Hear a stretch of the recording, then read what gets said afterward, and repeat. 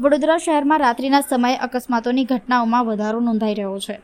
Dairy Den circle નજીક એક બેકાબુ car અચાનક ચાની લારીમાં ઘૂસી જતા હડકંપ મચી ગયો હતો।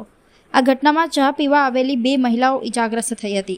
ઘટના બનતા જ તેમને તાત્કાલિક સારવાર માટે નજીકની હોસ્પિટલમાં ખસેડવામાં આવી હતી। અકસ્માત બાદ સયાજીગંજ પોલીસે કાર ચાલકની અટકાયત કરી આગળની તપાસ હાથ ધરી છે।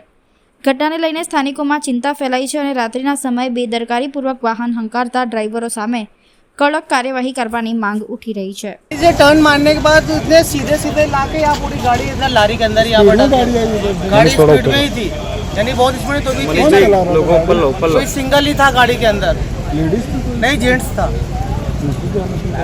अब वो तो अपने नहीं बोल सकते, तुरंत पुलिस आई और उन्होंने तुरंत आकर लेकर गए उनको। कितने लोगों को चोट लगी? बहुत लोगों को लगी। वहाँ पे एक लड़की थी, उसके नीचे दबा के हमारा एक कस्टमर था, उसका पूरा सर्वर फट गया, सीने में लगा है। ये सब इतना नुकसान हुआ है।